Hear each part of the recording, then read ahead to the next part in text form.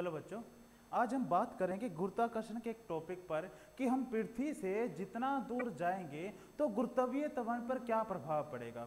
तो last lecture में हमने गुरुत्वीय त्वरण और गुरुत्वीय नियतांक के मध्य एक संबंध स्थापित किया था, वो एक बार लिख देता हूं।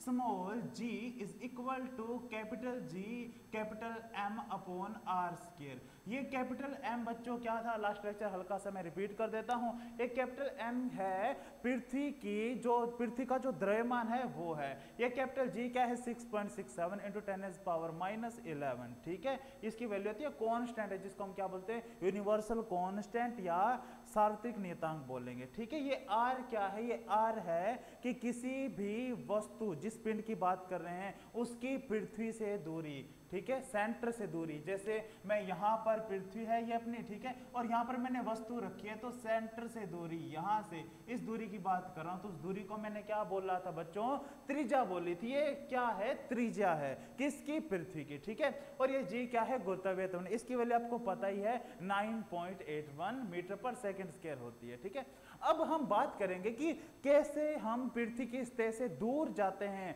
ऊपर की तरफ, ऊंचाई की तरफ जाते हैं, तो गुरुत्वीय त्वरण पर क्या प्रभाव पड़ता है। ठीक है, तो मान लेते हैं कि ये पृथ्वी है, इसका द्रव्यमान मैं कैपिटल M से रिप्रेजेंट कर देता हूं, और इसका जो केंद्र है और इसकी जो त्रिज्या है इस पृथ्वी की, इसको मैं कैपिटल R से रिप्रेजेंट करूंगा। कैपिटल R इसकी क्या है, त्रिज्या है, और जो कैपिटल M है इस पृथ्वी का द्रव्यमान है। ठीक है, और हम किसी पिंड को ऐसे ऊपर की तरफ फेंक रहे हैं, हम ऐसे मान रहे कि एक पिंड है या कोई वस्तु है, वो इस पृथ्वी के सतह से h, स्मॉल h ऊंचाई पर है। तो यहां पर मान लेते हैं कि ये अपने पास कोई पिंड है, ये पृथ्वी की सतह से कितना है, h ऊंचाई पर है, ऐसे।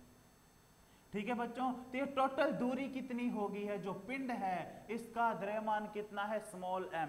तो टोटल जो डिस्टेंस है, जो दूरी हुई है, टोटल वो कितनी हुई है, जो अपने पास पृथ्वी की त्रिज्या थी r और ऊंचाई कितनी है, स्मॉल h। तो टोटल दूरी कितनी हो गई है, r प्लस h। ठीक है बच्चों, ये डायग्राम अच्छे से आप बना लो, तो साथ साथ में आपको जैसे जैसे आप बनाते जाओगे तो आपको अच्छे से समझ भी आता जाएगा। ठीक है, तो वापस रिपीट कर देता हूं। कैपिटल M है पृथ्वी का द्रव्यमान, स्मॉल m है जिस पिंड की बात कर रहे हैं, चाहे वो कुछ भी हो, जिस वस्तु की बात करें, चाहे वो मारकर फेंक रहे हैं या कोई पत्थर की बात करें, कुछ भी एग्जांपल, किसी भी हम पिंड की बात कर रहे हैं, तो उसका द्रव्यमान कितना है, m। ये h क्या है, सतह से, सरफेस से, ठीक है, डिस्टेंस है उस पिंड की, और r क्या है, उस पृथ्वी की त्रिज्या है। ठीक है बच्चों, तो फॉर्मूला क्या है, गुरुत्वाकर्षण जो बल है उसका फॉर्मूला है F इज इक्वल, तो मैं बेसिक फॉर्मूला लिख देता हूं, F is equal to capital G m1 m2 लिख देता हूं एक बार, m1 m2 upon r square. ये अपने पास बेसिक फॉर्मूला है, इसी फॉर्मूले का यूज करके हम इस कंसेप्ट पर लगाएंगे कि ये फॉर्मूला क्या बन जाएगा आगे जाकर। ठीक है, तो गुरुत्वाकर्षण बल अपने पास है F, कैपिटल G कांस्टेंट है, 6.67, ठीक है, इंटू 10⁻⁻11। ये m1 m2 क्या है, दोनों वस्तुओं का द्रव्यमान। पृथ्वी का द्रव्यमान मैंने किससे रिप्रेजेंट कर रखा है, कैपिटल M से, और m2 क्या है, जिस पिंड की हम बात कर रहे हैं, जिस वस्तु की हम बात कर रहे हैं, तो ये वस्तु का जो द्रव्यमान मैंने यहां पे रिप्रेजेंट किया है वो कितना है, स्मॉल m है। ठीक है, और दूरी की बात करें, टोटल डिस्टेंस कितनी है, r plus h। r radius है, सेंटर से लेंगे, सेंटर से दूरी लेंगे, r रेडियस है, h डिस्टेंस है, दूरी है सतह से, तो टोटल डिस्टेंस अपने पास कितनी होगी है, r प्लस h का स्क्वायर। यहां तक कोई डाउट बच्चों, ठीक है। F का फॉर्मूला होता है वैसे mg। ठीक है, तो मैं फॉर्मूला लगाता हूं, जो वस्तु अपने पास बल लगा रही है तो उसका फॉर्मूला अपने पास क्या आ जाएगा, mg।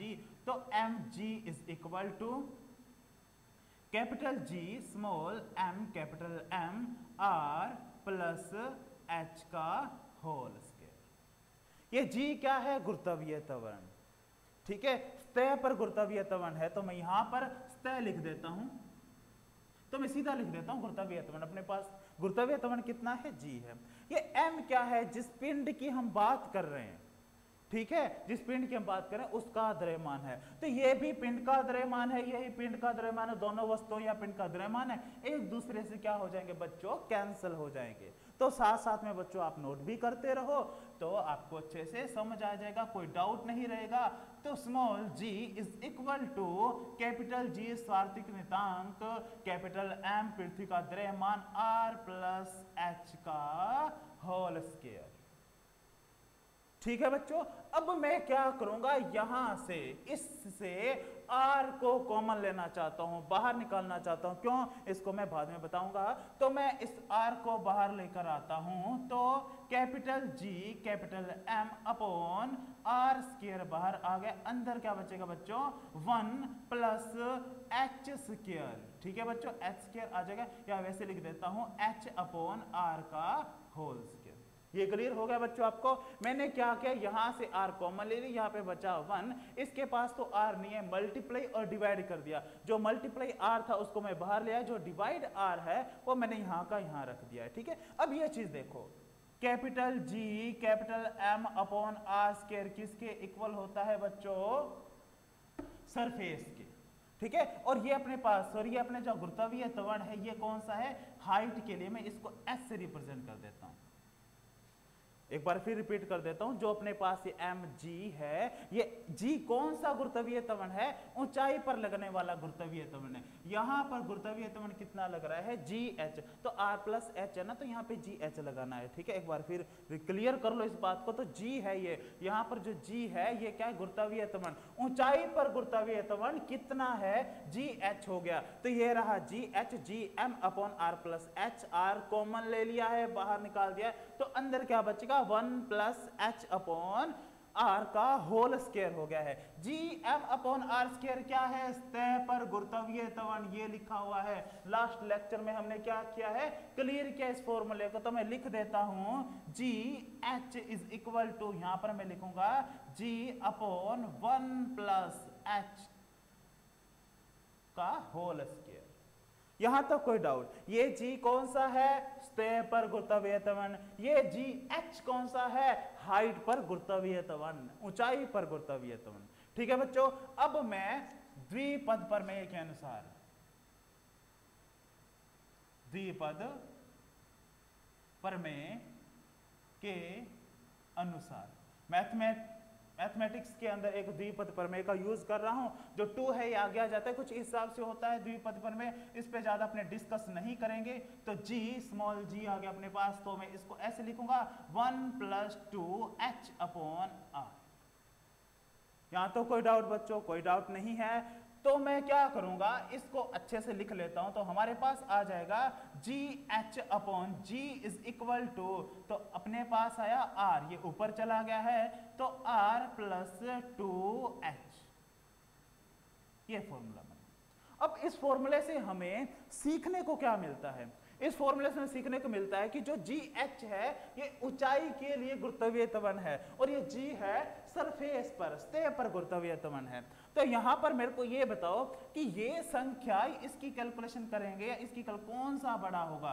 तो ये दिख रहा है कि जो r प्लस 2h है ये बड़ा है किससे, r से, सिंपल सी बात है। तो इसका मतलब ये जो गुरुत्वीय त्वरण होगा, सतह पर जो गुरुत्वीय त्वरण होगा वो ऊंचाई से, ऊंचाई पर जो गुरुत्वीय त्वरण होगा उससे क्या होगा, अधिक होगा। तो हम कह सकते हैं कि किसी भी वस्तु को पृथ्वी के सतह से दूर लेकर जाते हैं तो उस पर जो गुरुत्वीय त्वरण कार्य करेगा वो क्या होता जाएगा, कम होता जाएगा। ठीक है,